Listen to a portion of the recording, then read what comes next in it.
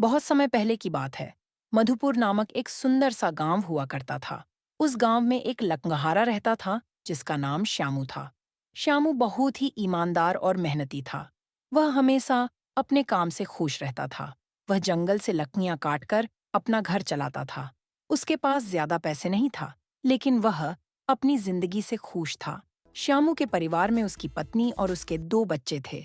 श्यामू सेठ माधव चंद्र के यहाँ लकड़ी काटने का काम करता था और उसके बदले में सेठ माधव चंद्र श्यामू को पैसे देता था, जिससे श्यामू और उसके परिवार का जीवन व्यतीत होता था। लता, मैं काम पर जा रहा हूँ। आज बहुत देर हो गया है, तो तुम बच्चों को समय पर स्कूल पहुँचा देना।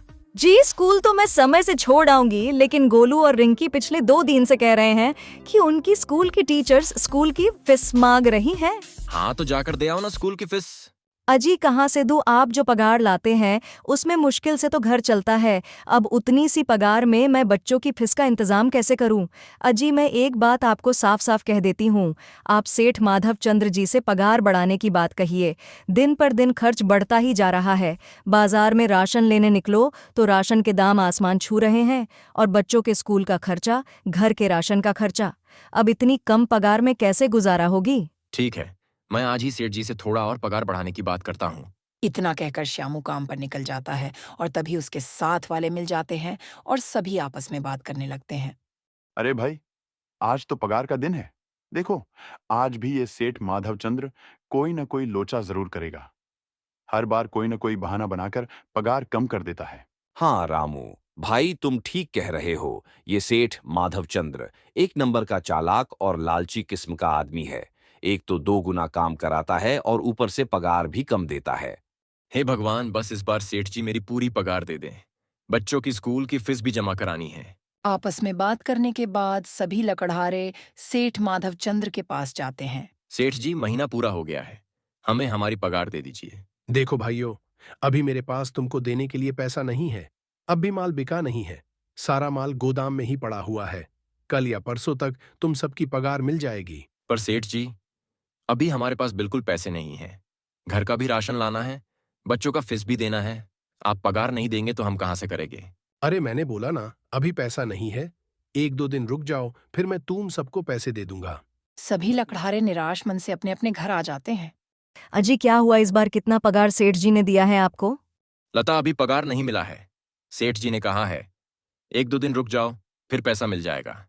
पगार नहीं मिला आपको तो पता है ना, बच्चों के स्कूल का फीस जमा करनी है। इनकी स्कूल टीचर ने आज साफ साफ चेतावनी दी है कि अगर कल फीस नहीं लाए तो बच्चों को घर पर ही बैठा लेना। बताइए मैं क्या करूं?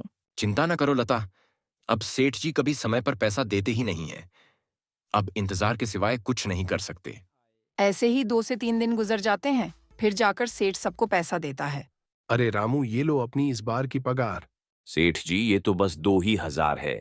मैंने तो इस महीने 3 हजार का काम किया है। हाँ, काम तो किया है, लेकिन तुमने 1-1 घंटे आराम भी तो किया है। ये पैसे उसी आराम के कांटे हैं। सेठ जी, आपने तो कहा था कि 8 घंटे काम के महीने में 3 हजार रुपया मिलेंगे, और मैंने तो पूरे घंटे काम किया। देख रामू, मुझे जाता हिसाब किताब नहीं समझा। अगर ये पैसा चाहिए तो रख, नहीं तो दूसरे जगह काम ढूंढ लें। बेचारे रामू के पास उप पैसों के रखने के सिवाय और कोई रास्ता नहीं था। रामू चुपचाप वो पैसा रख लेता है। श्यामू, ये लो तुम्हारे इस महीने के 2,500 रुपए। पर सेठ जी, 2,500 क्यों? मेरा तो पूरा 3,000 हुआ और मैंने तो कोई छुट्टी भी नहीं ली थी। हाँ, समय पर तो किया है, लेकिन इस बार बाजार में लकड़ियों का भाव बहुत सस्ता है। इस वजह से अभी तुम्हें भी पगार कम ही मिलेगा, जब तक लकड़ियों का भाव नहीं बढ़ जाता। पर सेठ जी, बात तो पूरे 3,000 की हुई थी ना। इस बार पूरे पैसे दे दीजिए। बच्चों का स्कूल की फीस भी जमा करनी है और घर का राशन भी लाना है। 2,500 ही मिलेंगे तुझे। इस पैसों को रखना है तो रख, नहीं तो कहीं और तू भी काम ढूंढ ले। बेचारा श्यामू के भी पास उन पैसों को रखने के सिवाय कोई रास्ता नहीं था। फिर सभी पैसे लेकर अपने घर को निकल जाते हैं। जी आ गए आप, कितनी पगार मिली? लता, इस बार भी सेठ जी ने 2,500 रुपये ही दिए। बस 2,500 है, इतने में कैसे घर चलाएंगे? बच्चों की फीस में ही 1,000 रुपये निकल जाएगा, फिर 1,500 में क्या क्या करेंगे? अब मैं क्या कहूँ लता, अब तुम्हें इसी में गुजारा करना पड़ेगा। तुम सबसे पहले स्कूल जाकर बच्चों की फीस जमा कराओ, इसके बाद बाकी का मैं देखता हूँ। अजी आप क्या देखोगे?